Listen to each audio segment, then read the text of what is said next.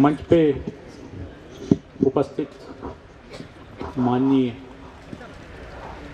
आयोजक महोदय, मेरे मित्र प्रोफेसर NS ठाकुर जी और यहाँ पर सभी आए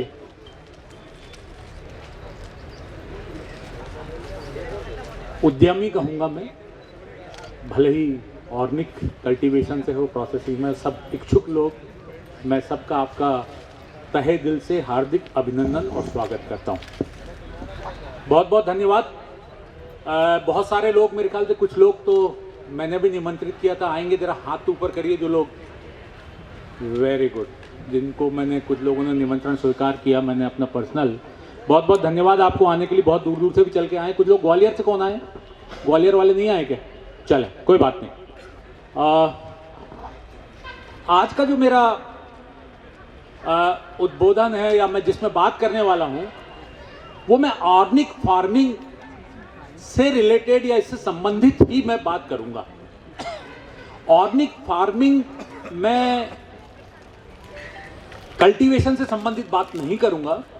मैं बात करूंगा, एक बार आपके पास में ऑर्गेनिक प्रोडक्ट जो बनता है, ये जो आप पैदा करते हैं, तो ये जरूरी नहीं कि जो आपका ऑर्गेनिक प्रोडक्ट या ऑर्गेनिक जो सब्जी या किसी तरह का ग्रेन, फ्रूट्स या दूसरी चीजें आपके यहाँ होती है, उसका कंजम्पशन तुरंत हो, ये जरूरी नहीं। अभी जमाना बहुत बदल गया है और बहुत बदल रहा है। थोड़ा सा मैं, जो इस क्षेत्र में नए हैं, मैं थोड़ा सा ये बताना चाहूंगा कि ऑर्गेनिक और इनऑर्गेनिक में टेक्निकली क्या फर्क है। टेक्निकली मतलब सब लोग समझते हैं, टेक्निकली मतलब क्या बोलते हैं हिंदी में, तकनीकी तरह से क्या जो है वो तकनीकी अंतर है। आपने व्हाट्सएप में एक साल पहले एक वीडियो बहुत चल रहा था पंजाब का, एक देखा आपने कि पंजाब से एक ट्रेन चलती है, देखिए, कैंसर ट्रेन। इसके पीछे बहुत सारे लोगों को जानकारी होगी कि पंजाब में होड़ लगी थी कि प्रति एकड़ हम कितना ज़्यादा से ज़्यादा अनाज और दूसरी चीज़ें पैदा कर सकें। और यदि आपको उपज ज़्यादा चाहिए तो नेचुरली आपको केमिकल फर्टिलाइजर्स, यूरिया, NPK और तरह तरह की चीज़ें आपको देनी पड़ती है। और जब इन चीज़ों का आप ज़्यादा इस्तेमाल करते हैं तो नेचुरली पेस्टिसाइड का इस्तेमाल और इंसेक्टिसाइड इस्तेमाल का ज़्यादा होता है। और आजकल के कीड़े जो है बड़े होशियार हो गए हैं, जो कांटेक्ट वाले जो इंसेक्टिसाइड और पेस्टिसाइड से उससे जल्दी नहीं मरते। कांटेक्ट मतलब उसके कांटेक्ट में आने के बाद खत्म होने वाले, स्वभाव बदल गया। सिस्टेमिक इंसेक्टिसाइड और फंजीसाइड्स जो है उनका इस्तेमाल होता है, तो जब ये उसके संपर्क में आते तो इनके सिस्टम में, डाइजेस्टिव सिस्टम में वो जाता है और वहां से जाके उनको फर्क पड़ता है। तो क्या हुआ कि जो इस ज्यादा प्रोडक्शन बढ़ाने के लिए, क्रॉप प्रोडक्शन, ईल्ड बढ़ाने के लिए जब इनका बहुत मात्रा में लगातार उपयोग होता गया, तो धीरे धीरे ये इंसेक्टिसाइड और पेस्टिसाइड जमीन में चले गए, पानी में चले गए। तो फर्दर जो भी क्रॉप होती है, बिना आप उसमें केमिकल फर्टिलाइजर डाले पैदा नहीं कर सकते। तो फाइनली ये हुआ कि वहां से जो भी प्रोडक्ट हो रहा है उसमें इंसेक्टिसाइड और पेस्टिसाइड के रेसिड्यूज ज्यादा आ रहे हैं। अब ये इंसेक्टिसाइड और पेस्टिसाइड के रेसिड्यूज क्या है, अब मैं थोड़ा सा अपना फोकस जो है आपका चाहूंगा। इंसेक्टिसाइड और पेस्टिसाइड के जो रेसिड्यूज हैं, ये basically they are the heavy metals like arsenic, cobalt और बहुत सारी। और जब ये धीरे धीरे इसका लेवल किसी फूड प्रोडक्ट में बढ़ जाता है, जैसे गेहूं में बढ़ जाता है, तो क्या होगा कि आप उससे आटा बनाएंगे या उससे आप मैदा बनाएंगे या सब्जियों का कंजम्पशन करेंगे, तो ये हमारी बॉडी में जाते क्या चीज जाती है? Heavy metals. हैवी मेटल्स हमारे डाइजेस्टिव सिस्टम में पच नहीं सकती। जब वो नहीं पचती और धीरे धीरे एक्यूमुलेट होती, जमा होती है, तो फाइनली उससे होता है cancer. And that is what has happened in Punjab. वही हुआ पंजाब। आज पंजाब के लोग, पंजाब के किसान कहते हैं हमको गेहूं चाहिए मध्य प्रदेश का। क्यों भाई? क्योंकि उन्हें मालूम है कि वहां पेस्टिसाइड और इंसेक्टिसाइड के रेसिड्यू के कारण बीमारियां, और वो जो ट्रेन है उसमें कैंसर से पीड़ित मरीज, क्योंकि पंजाब में ट्रीटमेंट कैंसर का महंगा है। राजस्थान में वो जो हॉस्पिटल है, कहाँ, झालावाड़ में, कहाँ है सर? बीकानेर में है। तो वहां पे उसका इलाज बहुत सस्ता है। 90% लोग उस ट्रेन में पंजाब से इलाज के लिए आते हैं। ऑर्गेनिक और इनऑर्गेनिक में यही फर्क है कि जो हम भले ही हम यहां पैदा कर रहे हैं, लेकिन हम यदि केमिकल्स, पेस्टिसाइड, इंसेक्टिसाइड, जो उर्वरक है, यूरिया है, इनका प्रयोग करते हैं, तो धीरे धीरे इसमें भी उसका लेवल रहता है, भले ही कम मात्रा में। और जब इसको आप धीरे धीरे कंजम्पशन करते हैं तो आपकी बॉडी में जाके हैवी मेटल्स जमा होती है। और जब हैवी मेटल्स जमा होती है तो उसका असर किसी का 10 साल बाद पता चलता है, किसी का 5 बाद, किसी का 7 साल, किसी का 15 साल। और जब आप डॉक्टर के पास जाते हैं ट्रीटमेंट करवाने के लिए, और जब वो चेक करके बोलता है कि सर आपको तो कैंसर है, इसके साथ वो ये कभी नहीं बताता कि हमें आपको कैंसर क्यों हुआ है करके, वो कभी नहीं बताता। वो तो बोले ठीक है आए आप, ये मेरा पैसा है। तो ये जो आर्मी की पहल आपने यहाँ पे लिया है हमारे आयोजक महोदय, बहुत अच्छा है। और एक जागरूकता और एक संदेश कि आप इनऑर्गेनिक से ऑर्गेनिक जाइए, ताकि आप पे जो इफेक्ट है हैवी मेटल्स का, पेस्टिसाइड का, इंसेक्टिसाइड का, ये कम हो। और अभी पूरा वर्ल्ड, पूरी दुनिया ऑर्गेनिक की तरफ ही जा रही है। इसका फ्यूचर या इसका आगे आने वाला जो समय है, ये सब ऑर्गेनिक की तरफ ही है। हर व्यक्ति कहता है जो जानकार है कि मुझे ऑर्गेनिक चीजें ही खानी है।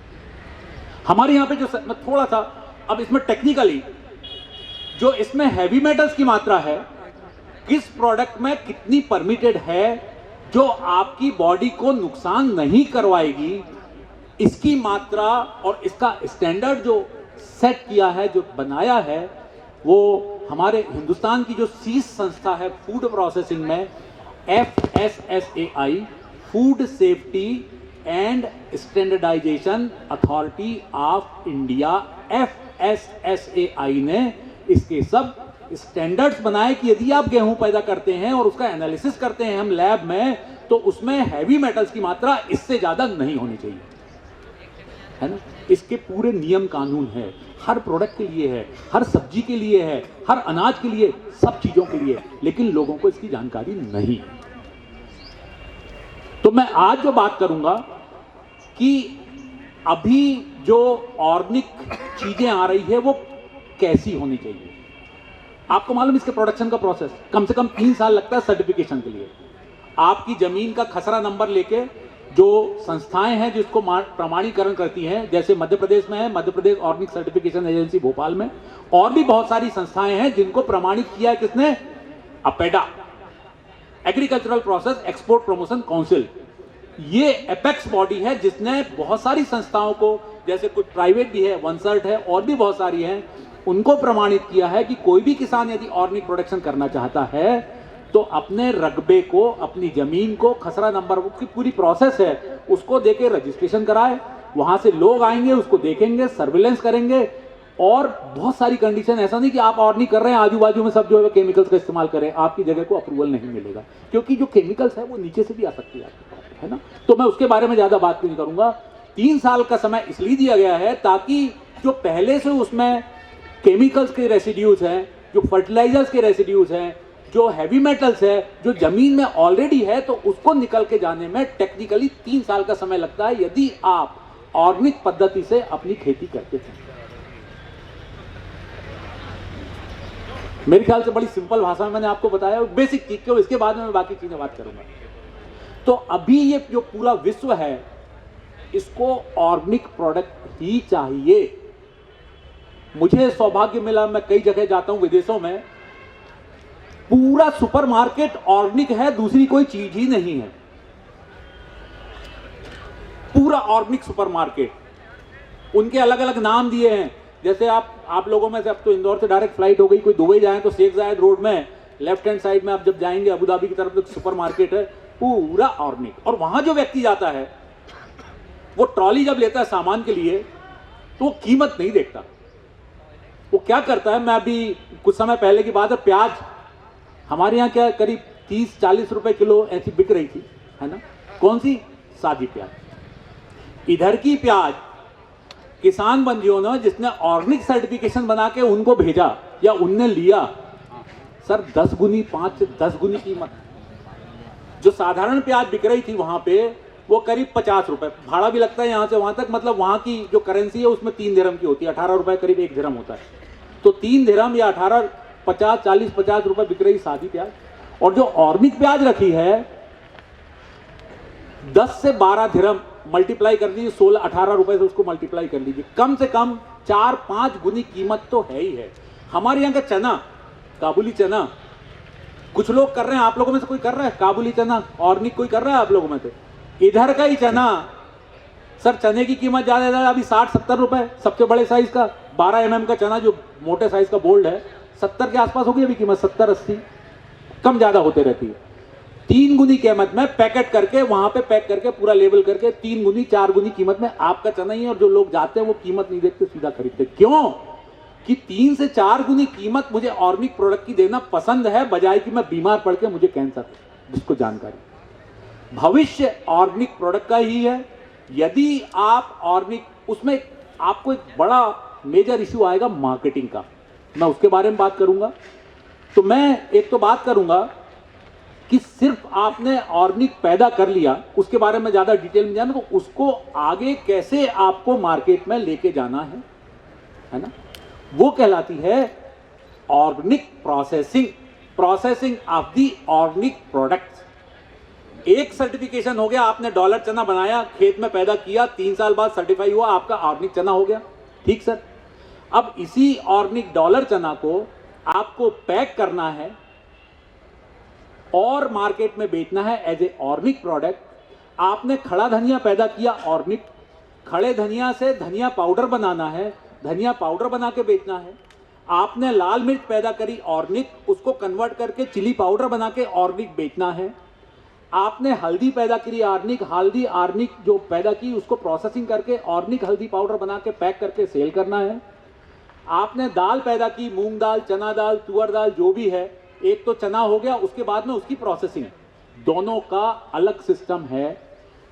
एक जो ऑर्गेनिक प्रोडक्शन का सर्टिफिकेशन है वो जो मैं बताया कि एपेडा सर्टिफाइड एजेंसी, जैसे Madhya Pradesh organic certification agency या दूसरी, वो करके आप वहां से आपके पास में पूरा सर्टिफिकेशन रहेगा। इसके बाद नेक्स्ट जो चीज आती है, इसमें आती है ऑर्गेनिक प्रोसेसिंग, जिसमें कि हमारे यहां से लोग बहुत कम, कुछ लोग जो आगे बढ़े हैं, हैदराबाद साइड से लोग बहुत आगे बढ़े हैं, है ना, कुछ और भी जगह से लोग आगे बढ़े हैं। लेकिन ये मध्य प्रदेश ऐसा राज्य है जिसमें आधे से ज्यादा क्षेत्र तो नहीं कहूंगा मैं, लेकिन बहुत ज्यादा क्षेत्र ऑर्गेनिक है। जैसे आप इधर मंडला साइड में चले जाएंगे, उनको मालूम ही नहीं क्या होती सफेद कार, पता ही नहीं उनको। कुछ रूरल एरिया में चले जाएंगे, आपको उनको नहीं मालूम है क्या है, तो उनके यहाँ जो प्रोडक्ट हो रहा है वो ऑलरेडी ऑर्गेनिक है, लेकिन बिना ऑर्गेनिक सर्टिफिकेशन के उस एज ए ऑर्गेनिक आप नहीं बेच सकते। मैं आपको इंटरनेशनल मार्केट में कुछ एग्जांपल दूंगा। हमारे यहाँ पे लहसुन और प्याज बड़ी मात्रा में होती है ना। लहसुन का सबसे बड़ा गढ़ पूरे हिंदुस्तान में है तो हमारा मालवा और इससे लगा हुआ क्षेत्र जो है, नीमच, खरगोन, ये पूरा बेल्ट है। मैं आपको एक चीज बताऊं, यदि कोई व्यक्ति ऑर्गेनिक लहसुन का प्रोडक्शन करता है और उसको प्रोसेसिंग करके, हमारे दीपक जी कहाँ गए, अच्छा उधर गए हमारे, उसको प्रोसेसिंग करके organic garlic flakes, garlic granules, garlic chips और गार्लिक पाउडर, जितनी क्वांटिटी में वो इंटरनेशनल स्पेसिफिकेशन के हिसाब से बना सकता है, यदि थोड़ी सी मार्केट की समझ है तो उसको बेचने में बिल्कुल तकलीफ नहीं जाएगी। सबसे बड़ा बायर ऑर्गेनिक प्रोडक्ट का जो है वो जापान है।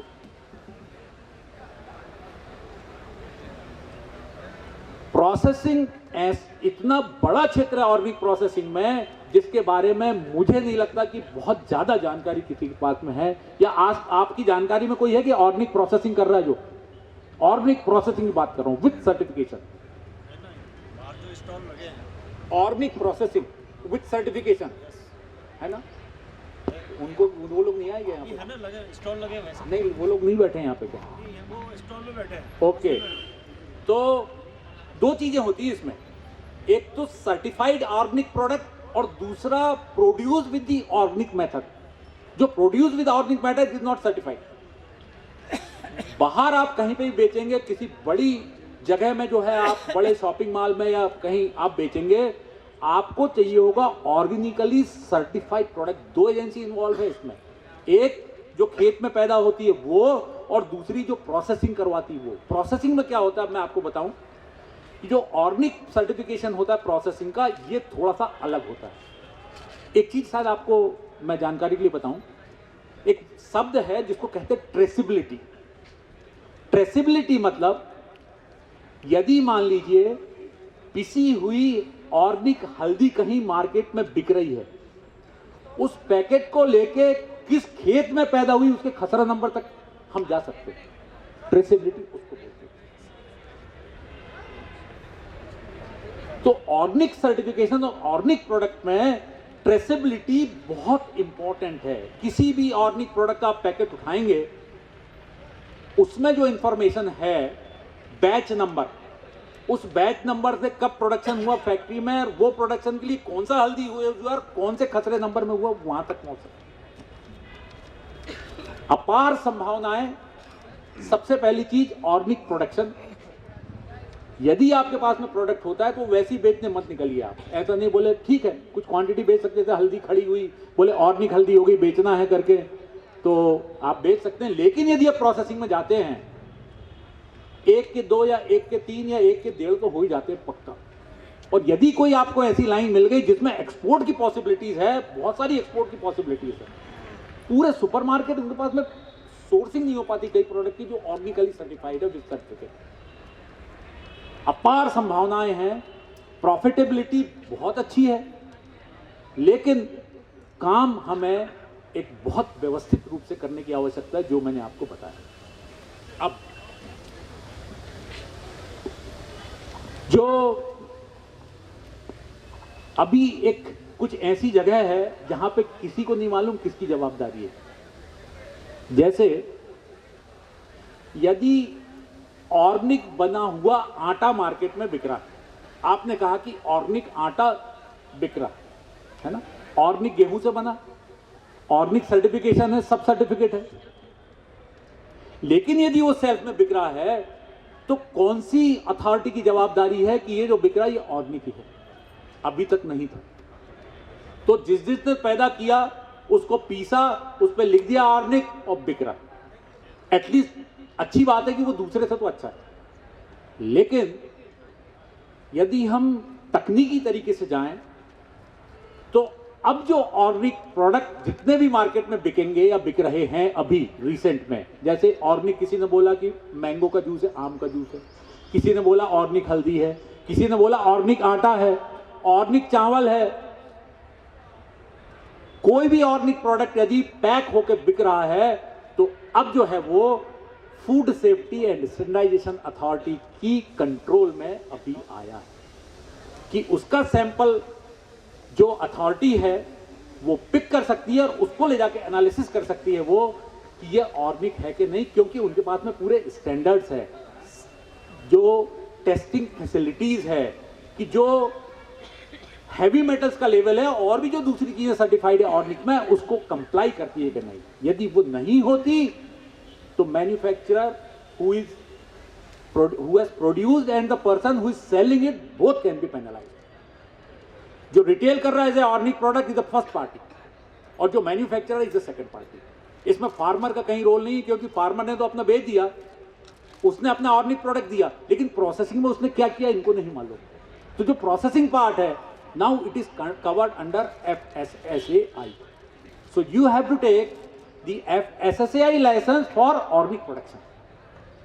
और एक अलग लोगो डेवलप हुआ है जो भी ऑर्गेनिक प्रोडक्ट है उसमें वो लोगो जो एफएसएसआई ने स्पेसिफाइड है वो लोगो आपको लगाना पड़ेगा along with the FSSAI licence. It is mandatory now. ये चीजें, ये इंफॉर्मेशन अभी बहुत लोगों को नहीं है, क्योंकि हम जो है, हमारा इंटरेक्शन जो है नेशनल लेवल पे होता है, मीटिंग्स होती है, हम लोग ट्रेनिंग्स देते हैं लोगों को, उनमें अभी ऑर्गेनिक की थोड़ी कम बात हो रही है, लेकिन बाकी प्रोसेसिंग की बात हो रही है कि हाइजीनिकली आपको कैसे पैदा करना. बहुत सारे लोग जो मेरे ख्याल से कनेक्टेड थे और जिनने हमारे सेशन भी, आप भी थे ना, बहुत सारे लोगों ने सेशन अटेंड किए थे, आप भी थे, बहुत सारे लोग थे, और उनने उस बात को समझा है. लेकिन मैंने ऑर्गेनिक प्रोसेसिंग की बात नहीं की थी उसमें. आज मैं स्पेसिफिकली मैंने कहा नहीं, मैं ऑर्गेनिक प्रोसेसिंग की बात करूंगा. तो जो ऑर्गेनिक प्रोसेसिंग होती है, इसमें क्या होता है कि ये पक्का किया जाता है कि जो एफएसएसएआई की शेड्यूल 4 की रिक्वायरमेंट है, मैं उसके शेड्यूल 4 मतलब उसकी फूड सेफ्टी की रिक्वायरमेंट है, जो अब आप लाइसेंस लेते हैं किसका, फूड का, और ऑर्गेनिक में वो पूरी शेड्यूल 4 की लाइसेंसिंग की जो रिक्वायरमेंट वो सब फॉलो करना पड़ता है. मतलब लोकेशन, लेआउट,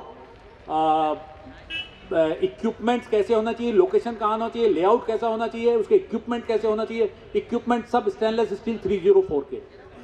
पेस्ट कंट्रोल कैसा है वहां पे, आपने किसी को कॉन्ट्रैक्ट दिया कि नहीं, ऐसा नहीं चूहे घूम रहे हैं उसके अंदर. उसका पर्सनल हाइजीन कि लोग जो काम कर रहे हैं उनका मेडिकल चेकअप हुआ कि नहीं, उनने हाइजीनिकली एप्रॉन पहना कि नहीं, कैप पहना कि नहीं, ये सब चीजें उसमें आती है. और आखिरी में जो सबसे इंपॉर्टेंट है वो है लेबलिंग रिक्वायरमेंट. यहीं पे ज्यादातर लोग जो है वो मिस्टेक करते हैं. लेबलिंग रिक्वायरमेंट, लेबलिंग मतलब जो प्रोडक्ट, ये जो प्रोडक्ट आपने ऑर्गेनिक प्रोडक्ट बनाया है जो डायरेक्ट पैकेजिंग मटेरियल के कांटेक्ट में है, जैसे फॉर एग्जांपल आपने लेमिनेटेड पाउचेस में इसको भरा, तो ये जो लेमिनेटेड पाउच है it is a primary packaging material, primary which is in the direct contact with the product. ये जो प्राइमरी पैकेजिंग है उसमें आपको क्या क्या लिखना है. इवन ऑर्गेनिक प्रोडक्ट बनाने वाले की बात क्या, वो जो दूसरे जिनने लाइसेंस लिया उनको भी नहीं मालूम क्या लिखना है. कई चीजें मिस कर देते हैं. क्यों? उनको किसी ने बताया नहीं. उनका लाइसेंस लिया था वो वकील ने लिया था, चार्टर्ड अकाउंटेंट ने लिया, उनको बोला सर यहां साइन करना, उनने साइन कर दिया, हो गया काम. सर ऐसा नहीं है. उसमें जो साइन कर रहा है उसमें लिखा है कि पूरी फूड सेफ्टी की रिक्वायरमेंट हम फॉलो करेंगे ताकि किसी भी कंज्यूमर को असुरक्षित, जो उसके सेहत को नुकसान पहुंचाता है, वो कोई भी चीज हमारे प्रोडक्ट से नहीं जाएगी. अब एक कुछ लोगों ने हमारे यहाँ की एक फोस्टैग करके ट्रेनिंग चालू की एफएसआई ने, food safety training and certification करके, उसको बोलते हैं फूड सेफ्टी की ट्रेनिंग. मतलब क्या क्या चीजें आपको जानना जरूरी है. 4 टाइप के हजार्ड होते हैं. अब मैं आ रहा हूं ऑर्गेनिक पे फिर से, जो मनुष्य को नुकसान कर सकते हैं. 4 टाइप के हजार्ड. चलो भाई, जिसने हमारे यहाँ पढ़ा बोलो पहला हजार्ड क्या है. अरे भाई ट्रेनिंग करने वाले बोलो पहला हजार्ड क्या है. भाई सर्टिफिकेट रोकना पड़ेगा आपका. मिल गया क्या? इधर आप दोनों ने ट्रेनिंग की थी. First hazard, food safety hazard क्या है? अरे यार भाई उधर ही छोड़ के आ गए. Physical hazard. फिजिकल हजार्ड मतलब जो चीजों को आप खुली आंख से देख सकते हैं, जैसे पत्थर, कांच का टुकड़ा, रस्सी, सुतली, ब्लेड, ये कहलाते हैं फिजिकल हजार्ड. आपने कोई ऑर्गेनिक प्रोड्यूस किया, उसमें फिजिकल हजार्ड गया तो कंज्यूमर को नुकसान होगा. यदि मान लीजिए कोई ब्लेड का टुकड़ा चला गया, उसकी जीभ कट जाएगी. स्टेपलर की पिन चली गई, उसको नुकसान होगा. ये कहलाता फिजिकल हजार्ड. आपके रॉ मटेरियल में आ भी गया है तो आप जब प्रोसेस करेंगे तो आपकी जवाबदारी उसको रोकें. या फिर ऐसा प्रोडक्ट जैसे चने, काबुली चने, इसमें पत्थर भी आते हैं, मिट्टी भी आती है, लकड़ी के टुकड़े भी आते हैं, सब चीजें आती है. लेकिन यदि आपको पैक करके सेल करना है तो आपकी जवाबदारी की ये सब हजार्ड को आप किसी से किसी तरह प्रोसेस करके इनको अलग करें. You can not sell product with the impurities और हजार्ड. पत्थर के साथ में यदि आप बेच रहे हैं, इसका मतलब आप इसके नियम का पालन नहीं कर रहे हैं. You can be penalise. Second जो हजार्ड होता है उसका बहुत लेन देन है हमारे ऑर्गेनिक, जो ऑर्गेनिक प्रोसेसिंग की बात कर रहे हैं. सेकंड हजार्ड क्या है? अब तो बोलो. Chemical hazard. किसने बोला केमिकल हजार्ड? Very good. अच्छा आप अभी लेटेस्ट में आए थे, very good. Chemical hazard. Chemical hazard क्या होता है?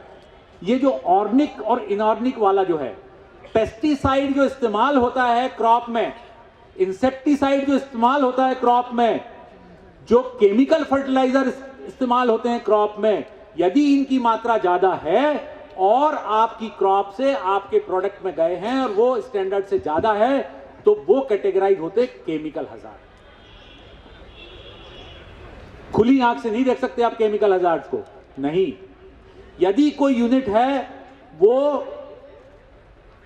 आटा बनाती है, नॉर्मल आटे की बात कर रहा हूं, जो लिमिट है उससे ज्यादा केमिकल की मात्रा नहीं होनी चाहिए, उसकी जवाबदारी। वो उस जगह से गेहूं खरीदे जहां केमिकल का इस्तेमाल नहीं हुआ, लैब में टेस्टिंग कराए साल में 2 बार, NABL एक्रेडिटेड लैब में, FSI अप्रूव्ड लैब में, उसका सर्टिफिकेट फाइल में रखे, FSI की रिक्वायरमेंट है। क्योंकि यदि आपको जानकारी नहीं है तो आपने किसी ऐसे क्षेत्र से गेहूं खरीदा जहां की दबा के केमिकल का, आपने पंजाब से बुला लिया, सस्ता मिला, लेकिन आपके आटे में केमिकल रेसिड्यूज ज्यादा है, that is a chemical hazard. और ये जो केमिकल हजार्ड की जो लिमिट्स है ऑर्गेनिक प्रोडक्ट के लिए बहुत कम है। No chemicals are allowed, there are only very small, बहुत कम लिमिट है जो नुकसान नहीं करती शरीर को। तो जब ऑर्गेनिक प्रोडक्शन में जाएंगे तो केमिकल हजार्ड की सबसे बेहतर आपको अच्छी तरह से जानकारी होना और compliance with the organic product requirement standard बहुत जरूरी है ना। और भी केमिकल हजार्ड हो सकते हैं, जैसे आप जैसे मान लीजिए आप ऑर्गेनिक कोई प्रोडक्ट की प्रोसेसिंग कर रहे हैं, आप धनिया से धनिया पाउडर बना रहे हैं, आपने ग्रीस का इस्तेमाल किया मशीन में, वो ग्रीस चली गई धनिया में जाके मिल गई, उसमें जो है वो केमिकल है। जो केमिकल आप सफाई के लिए यूज कर रहे हैं, जैसे फ्लोर क्लीनिंग के लिए यूज करते हैं, जैसे फिनाइल है, ये है, गलती से आपके प्रोडक्ट में चली गई, वो केमिकल हजार्ड है। तो केमिकल हजार्ड को भी आपको कंट्रोल करना है, उसकी लिमिट्स है। तीसरा, किधर से, वेरी गुड, उधर से बोले हमारे सज्जन पहले वाले जो हमारे पास में आए थे। यार आपका शुभ नाम क्या था? हाँ गुप्ता जी ना, देवास से है ना? हाँ इंदौर से ही है ना। चलिए, तीसरा होता है, उसको कहते हैं माइक्रोबियल हजार्ड, जो कीटाणु के कारण होता है। क्या? Microbial hazard. ये क्या होता है? बैक्टीरिया, फंगस, मोल्ड और वायरस। अभी तो बहुत तेजी में है वायरस, चीन से चला है। यदि फूड सेफ्टी की नॉर्म्स को यदि फॉलो किया होता, मैं बता रहा हूं, ये किसकी माइक्रोबियल रिक्वायरमेंट को यदि फॉलो किया होता चाइना ने, तो ये जो अभी कोरोना वायरस है ना, ये नहीं होता। आपने ज्यादातर लोगों ने देखे होंगे कि कई वीडियो आए कि उत्पत्ति के स्थान, ज्यादातर, अब मैं उसमें ज्यादा बात नहीं करूंगा, क्योंकि जो प्रोडक्ट है फ्रेश स्थिति में उसको काटने के बाद ओपन में छोड़ दिया, 6-6 घंटे पड़े हुए हैं। बैक्टीरिया की मैक्सिमम ग्रोथ होती है 5 डिग्री तापमान से 60 डिग्री के बीच, 5 degree to 60 degree. You should not expose high risk food in the zone of 5 degree to 6 degree, that is known as danger zone. High risk food में हमारे क्या होता है? दूध हाई रिस्क है। क्यों? जो दूध है उसको हम रेफ्रिजरेटर में रखते हैं, हाई रिस्क है। आप रेफ्रिजरेटर में तापमान 5 डिग्री से कम रहता है, 5 डिग्री से कम में आप इसको 48 घंटे तक रखते हैं। उसी दूध को आप बाहर रख देते हैं, आप देखे होंगे 4-6 घंटे में जो है वो नमस्ते बोल देता है, आपको चाय फट जाती है। वो क्या होता है? माइक्रोबियल कंटेमिनेशन होता है। तो माइक्रोबियल कंटेमिनेशन को कंट्रोल करना ऑर्गेनिक प्रोडक्ट में भी एक फैक्टर है कि जो उसमें क्या होता है, जो माइक्रोब्स होते हैं, थोड़ा सा मैं उसके 2-4 शब्द इस्तेमाल करूंगा। इसका जब एनालिसिस होता है तो उसमें टोटल माइक्रोबियल काउंट या टोटल प्लेट काउंट निकाल जाता है, TPC इसका लेवल होता है। जब आप एक्सपोर्ट में जाएंगे तो आपसे एनालिसिस रिपोर्ट मांगेंगे, माइक्रोबियल की TPC कितना है, इसमें टोटल प्लेट काउंट कितना है।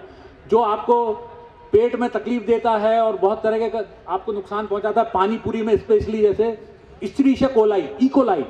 यदि इकोलाई का कंटेमिनेशन है, पानी पूरी खाई आपने रात को 8 बजे, शाम को सुबह 4 बजे के बाद आपका पेट दुखना चालू, 5 बजे से अंदर बाहर चालू है ना, तो वो कहलाता माइक्रोबियल। और जो चौथा जो होता है, जिसके बारे में अभी बहुत कम जानकारी है, उसको बोलते हैं एलर्जेंस।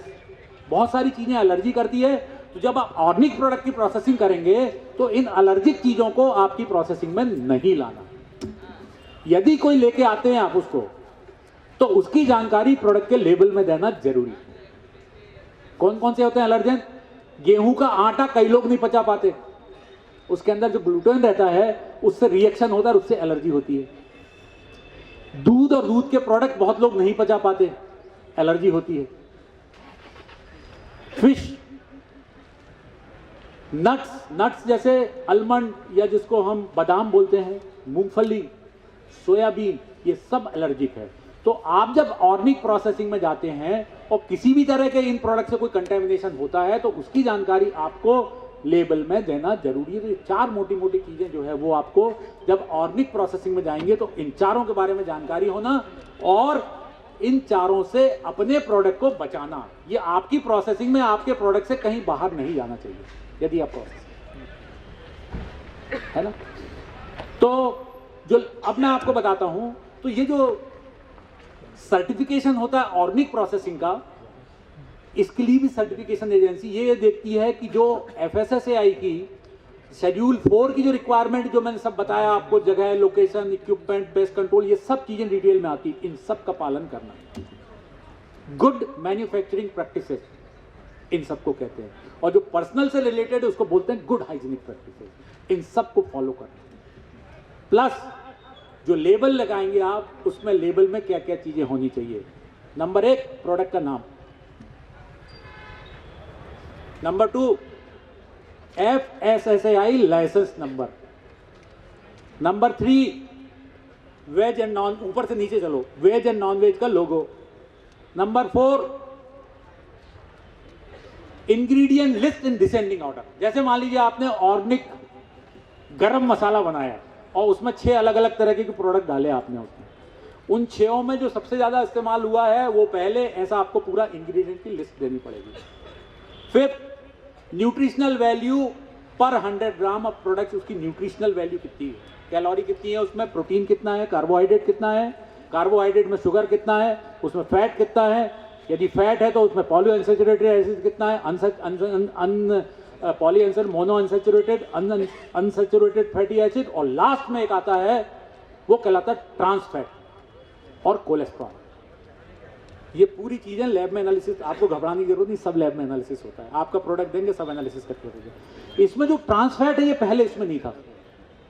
ट्रांस फैट क्या है, ये जो जला हुआ तेल होता है ना, इससे लेवल बढ़ता है। जब जला हुआ तेल उसमें ज्यादा होगा तो इसका लेवल बढ़ता है, और एक कुछ लेवल के ऊपर अलाउड नहीं है। और ट्रांस फैट जो है, इसमें जो पोलर कंपाउंड्स है जब शरीर में जाता है ये तो जमते जाते हैं धीरे धीरे, और जाके ये करता है कैंसर। 3 बार से ज्यादा गर्म और ठंडा किया हुआ तेल का इस्तेमाल नहीं करना चाहिए। अभी नया कानून आ रहा है उसका कि सब इनको एक दूसरी कंपनी को बेचना पड़ेगा जो इससे डीजल बनाती है। अभी इधर आना बाकी, बड़ी बड़ी कंपनियों में चालू हो गया है। तो nutritional information, production date, expiry date या बेस्ट बिफोर डेट, और बैच नंबर। बैच नंबर इसलिए जरूरी कि वो प्रोडक्ट की पूरी ट्रेस कर सके कहां से कहां आया है। बैच नंबर किसी पैकेट में लिखा है तो उसको देख के हम किस खेत में पैदा हुआ है उसके खसरा नंबर तक जा सकते हैं, उसका किसान कौन है। ऑर्गेनिक प्रोडक्ट, इनऑर्गेनिक या दूसरे प्रोडक्ट है उसमें बैच नंबर ट्रेसिबिलिटी के लिए किसान तक जाने की जरूरत नहीं है। उसमें प्रोसेसिंग तक आगे खत्म हो जाता है। क्योंकि ये ऑर्गेनिक है तो आपको ये पता लगना चाहिए कि कौन से किसान में, किस गांव में, किस तहसील में, किस जिले में और किस राज्य का उसने पैदा किया है इसको। ये पूरी कहलाती ट्रेसेबिलिटी सिस्टम पूरा। उसके बाद में जिसने बनाया है उसको या जिसने प्रोसेस किया ऑर्गेनिक प्रोडक्ट को, उसका पूरा एड्रेस पिन कोड के साथ, बॉक्स नंबर नहीं चलेगा। बोले लिखा कि हीरा सिंह ऑर्गेनिक, आगरा बॉम्बे रोड, इंदौर, इसका कोई मतलब नहीं होता। उसकी कंपनी का पूरा postal address with pin code वहां लिखना जरूरी है। फिर कस्टमर केयर नंबर, फिर उसको किस तापमान में, स्टोरेज कंडीशन क्या है। जैसे आपको ज्यादातर प्रोडक्ट में लिखा हुआ मिलता है कूल एंड ड्राई प्लेस, मतलब 20 से 25 के बीच में आप रख सकते हैं। कुछ प्रोडक्ट ऐसे जिसको आपको ठंडे में रखना पड़ता है, वहां पे आपको लिखना पड़ेगा, है ना। और यदि एलर्जेंस है तो उसकी जानकारी। तो ये सब चीजें हैं जब भी आप ऑर्गेनिक प्रोसेसिंग में जाएं। ये मेरा बड़ा इंट्रोडक्टरी सेशन है ये, जिसको वाकई जाना हो तो उसको थोड़ा चीजों को समझना पड़ेगा। यदि पहले चीजों को समझ लिया तो वो गलती नहीं करेगा। मेरा मतलब गलती नहीं, सही चीजें करेगा। फूड प्रोडक्ट पैदा करने, बनाने, बेचने सबसे जरूरी है कि आप क्वालिटी की जो रिक्वायरमेंट है उसको 100% कंप्लाई करें। यदि वो नहीं करेंगे तो 2-4 साल बाद आप लोग या वो लोग उस बिजनेस में नहीं रहते, गायब हो जाते हैं बहुत सारे। जो यदि कंसिस्टेंट क्वालिटी और जो सेफ्टी नॉर्म्स है उनका पालन करता है सिस्टमेटिक, सिस्टमेटिक से मेरा मतलब है, एक फैक्ट्री मैनेजर जो है वो मनोज कुमार जी है, उनको सब मालूम है। अब मनोज कुमार जी छुट्टी चलेगा, दूसरे किसी को मालूम नहीं, ऐसा नहीं। They have to work with the system. आपको एसओपीज बनानी पड़ेगी, स्टैंडर्ड ऑपरेटिंग प्रोसीजर बनानी पड़ेगी कि इसको चलाने का ये तरीका है। भले ही मनोज जी हो, चाहे राधे श्याम हो, चाहे श्यामलाल हो, एक ही सिस्टम से काम करेगा, आपकी प्रोडक्ट की क्वालिटी एक सी आएगी। तो जो इन चीजों का ध्यान रख के काम करता है वो व्यक्ति की ग्रोथ होती ही है ना। तो ये थोड़ी सी चीजें जो है वो ये बड़ी प्रारंभिक जानकारी है, बड़ी प्रारंभिक जानकारी है, और मैं उतनी ही दे रहा हूं जिसमें कि लोग थोड़ी झपकी ना आए और सब लोग थोड़ा अलर्ट रहें और थोड़ी सी जो है वो आपको इन चीज़ों में रुचि रहे। तो मेरा कहने का मतलब यह है कि आप लोग, जो लोग किसान हैं, ऑर्गेनिक प्रोटेक्शन करें। सर्टिफिकेशन में 3 साल लगा है, बहुत सारे लोग कर भी रहे हैं इसको। और किसान या दूसरे इंटरप्रीनर, जरूरी नहीं कि जो प्रोसेसिंग में जाए वो किसान ही हो, किसान का बेटा भी हो सकता है, दूसरे इंटरप्रीनर भी हो सकते हैं। सर्टिफाइड सोर्स से आप रॉ मटेरियल लेके उसको प्रोसेस करें, पूरी जो मैंने आपको चीजें बताई उसके हिसाब से पालन करके चीजों को बनाएं। और कोई भी चीज बनाने के पहले पूरी जानकारी लेके समझ के इंप्लीमेंट करना जरूरी है। FSSAI के 3 टाइप के लाइसेंस होते हैं, 3 टाइप के पूरे हिंदुस्तान में 3 टाइप्स ऑफ लाइसेंस है। पहला जो है वो कहलाता है रजिस्ट्रेशन। पहला कहलाता है रजिस्ट्रेशन। रजिस्ट्रेशन का मतलब यह होता है कि यदि आप कोई भी या तो ऑर्गेनिक प्रोडक्ट प्रोसेस कर रहे हैं या कोई भी फूड प्रोडक्ट प्रोसेस कर रहे हैं, यदि आपकी सालाना टर्नओवर 12 लाख रुपए से कम है तो आप रजिस्ट्रेशन में काम कर सकते हैं। लेकिन ये रजिस्ट्रेशन जो बनाया गया है ज्यादातर बहुत छोटे व्यापारियों के लिए, छोटे मतलब जो पानी पूरी बेचता है, जो पाव भाजी बेचता है, ये उस टाइप के लोगों के लिए है रजिस्ट्रेशन। आपको मैन्युफैक्चरिंग करना है तो आपको लाइसेंस लेना पड़ेगा। लाइसेंस 2 प्रकार के होते हैं, 2 टाइप्स ऑफ लाइसेंस। एक कहलाता है स्टेट लाइसेंस। स्टेट लाइसेंस का मतलब है कि आप मध्य प्रदेश में प्रोडक्शन कर रहे हैं और मध्य प्रदेश राज्य के अंदर ही आप बेचेंगे, और आपकी मैक्सिमम प्रोडक्शन कैपेसिटी 2000 किलो प्रतिदिन से ज्यादा नहीं होगी। Maximum 2 ton per day of any product आप लाइसेंस ले सकते हैं। यदि एक स्टेट की लीगल बाउंड्रीज को आप क्रॉस करते दूसरी जगह जाते सेल करने के लिए, तो आपको सेंट्रल लाइसेंस लेना पड़ेगा। आप स्टेट लाइसेंस में काम नहीं कर सकते। भले ही आपकी टर्नओवर मान लीजिए 10 लाख है, आप बोले कि मैं तो ऑर्गेनिक हर्बल टी बेचूंगा, बनाया आपने, थोड़ा प्रोसेसिंग किया, सब लिया, लेकिन मेरा टर्नओवर 10 लाख ही होगा, मेरे को बेचना दिल्ली है। आप रजिस्ट्रेशन में काम नहीं कर सकते, आप स्टेट लाइसेंस में भी काम नहीं कर सकते, आपको लेना पड़ेगा सेंट्रल लाइसेंस। और तीसरा कहलाता है सेंट्रल लाइसेंस। जो रजिस्ट्रेशन है 12 लाख से कम वाला, उसकी फीस सिर्फ लगती है 100 रुपए पर एनम, और मैक्सिमम 5 साल के लिए आप उसको एक बार में ले सकते हो, 100 रुपीज पर एनम, और उसको आप 5 साल के लिए ले सकते हैं। दूसरा जो स्टेट लाइसेंस होता है उसकी फीस 2000 से 5000 रुपए के बीच में होती है, डिपेंड कि आपकी कैपेसिटी कितनी है, और वो भी आप 5 साल के लिए ले सकते हैं। और सेंट्रल लाइसेंस है, उसकी फीस 7500 रुपए पर एनम प्रति साल की लगती है, और वो भी मैक्सिमम 5000 में 5 साल तक के लिए हो सकती है। और सबके प्रोसीजर अप्लाई करने के बहुत सारी स्टेट और सेंट्रल में बहुत सारी डॉक्यूमेंट्री रिक्वायरमेंट है, सब ऑनलाइन प्रोसेस अवेलेबल है, मैं उसकी डिटेल में नहीं जाऊंगा। लेकिन आप समझ के आप क्या करना चाहते हैं, कहाँ करना चाहते हैं, किसी समझदार व्यक्ति से जो है वो समझ के और सही कैटेगरी में लाइसेंस अप्लाई करना बहुत जरूरी है। कई लोग ऐसे मिलते हैं, यहाँ पे बड़ी बड़ी होटल चल रही है, डेली का सेल जो है 25,000 रुपए पर डे का सेल है, और उनके पास क्या है मालूम, रजिस्ट्रेशन। गलत कैटेगरी में काम कर रहे हैं, नहीं कर सकते ऐसे। तो लेकिन ये कोई बहुत मुश्किल काम नहीं है, यदि आप एक बार समझ जाते हैं, it's simple process. Only thing is कि आपको कंप्लाई करना पड़ेगा, इसके जो नॉर्म्स हैं, इसके रूल्स एंड रेगुलेशंस हैं, और उसके लिए मैं आपको सजेस्ट करूंगा कि इसकी गवर्नमेंट की ट्रेनिंग होती है, फूड सेफ्टी की ट्रेनिंग, वो आप करें। गवर्नमेंट का सर्टिफिकेशन होता है, उसमें ये जो बात कर रहा हूँ इसकी डिटेल में जानकारी आपको मिलेगी इंडिविजुअल चीजें। चलिए, तो अभी कौन कौन लोग हैं ऑर्गेनिक प्रोडक्शन में कितने लोग हैं यहाँ पे जितने बैठे हैं? हाथ ऊपर करिए। ऑर्गेनिक प्रोडक्शन में सर क्या करते हैं आप? इधर माइक है। क्या क्या क्या पैदा करते हैं आप? सर माइक दो भाई इधर। हाँ वैसे ही बोलिए जब तक।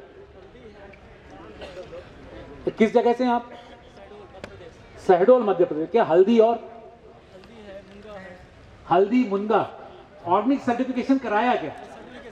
नहीं। क्या है, हम अपने आप को संतुष्ट करने के लिए हम कहते हैं कि ऑर्गेनिक। आपका मैं ये नहीं कहता ऑर्गेनिक हो सकता है या होगा, सुनिए मेरी बात है। नहीं आप दावा कर रहे हैं, लेकिन यदि आपको एश्योरेंस देके एज ए ऑर्गेनिक प्रोडक्ट बेचना है तो आपको ऑर्गेनिक सर्टिफिकेशन कराना पड़ेगा। उसके बिना आप इसको कहेंगे ये ऑर्गेनिक पद्धति से पैदा किया हुआ, आप उसको ऑर्गेनिकली सर्टिफाइड नहीं कह सकते, टेक्निकली आप नहीं कह सकते, है ना। और आप क्या कर रहे हैं मुंगा, मेरा आपसे अनुरोध है उसका सर्टिफिकेशन करें। ये आपको क्या होगा, मैं आपको क्यों बोल रहा हूँ, प्लानिंग चल रही है काहे की वो करने का रजिस्ट्रेशन।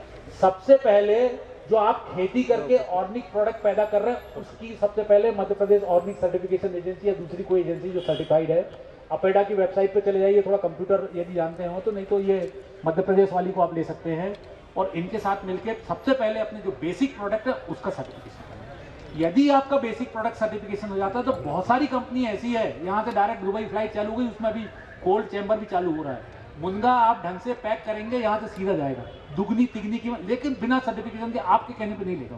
सबसे पहले आपसे इंपोर्ट करने के पहले सबसे पूछेगा पहले आपका ऑर्गेनिक सर्टिफिकेशन दीजिए, सर्टिफिकेट दीजिए।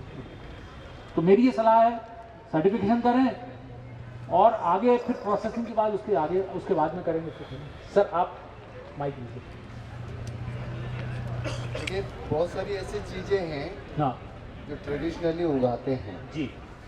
जैसे हमारे सर पहले थोड़ा तो मैं चाहूँगा आप अपना परिचय दे दें सबको, कि पता लगे थोड़ा सा आपका परिचय। मैं गिरिधर माथनकर हूँ जी, शहडोल से हूँ जी, और एनजीओ है हमारी, जी, फार्मर्स को हम प्रमोट करते हैं जी, हमारी एक फार्मर्स प्रोड्यूसर कंपनी भी है। जी, सर्टिफिकेशन होना चाहिए, मैं मानता हूँ इस बात को। जी। मुझे लगता है कि हमारे इधर एग्रीकल्चर डिपार्टमेंट के थ्रू वो करवाते हैं लोग, वो बड़ा टीडीएस है, वो प्रोग्रेस ही नहीं आती उसमें। अब जैसे किसान हैं, किसान के घर के पीछे 5-7 मुनगा के पेड़ हैं, ठीक है ना, सदियों से चल रहे हैं। ठीक है। हम भी जानते हैं कि नो केमिकल, और वह इंडिविजुअल किसान अपने उन बड़े बड़े पेड़ों को कैसे सर्टिफाई करेगा, पहली बात। अब हल्दी ग्रोवर है, हमारे पास एक ही विकल्प समझ में आता है कि जो हमारा प्रोड्यूस है उसका लैब से केमिकल टेस्ट करवा लें। तो थोड़ा इसको आप समाधान नहीं, जो आप प्रोडक्शन कर रहे हैं मुनगा का या हल्दी का, नहीं, हम नहीं कर रहे हैं, जो भी कर रहे हैं आपके किसान जो एफपीओ, जमीन में कोई पहले चीज है तो उसको निकलने में 3 साल का समय लगता है। और ये जो ऑर्गेनिक सर्टिफिकेशन की प्रोसेस है, government of India through APEDA agricultural process export promotion council के साथ मिलकर ये प्रोसेस तय की। आप या दूसरे किसान अपने आप को संतुष्ट करने के लिए ये कह सकते हैं कि ये ऑर्गेनिक है, लेकिन टेक्निकली मार्केट में बेचने के लिए ऑर्गेनिक नहीं है।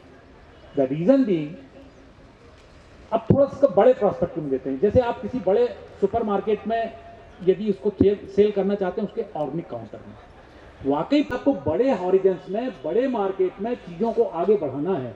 यहाँ पे आप 4 मुनगे जो है या 4 या 10 मुनगे के पेड़ हैं, उससे मुनगे तोड़ के कुछ अपने आजू बाजू के लोगों को या दूसरों को दे रहे हैं या सेल कर रहे हैं। मेरी बात सुनिए, यदि आपको इसको एक्सपांड करना है ऑर्गेनिक क्षेत्र में, कई ऐसे किसान हैं महाराष्ट्र में, दूसरी जगह जिनसे मैं मिला हूँ, 5-5, 10-10 एकड़ में मुनगा कर रहे हैं, ठीक है ना।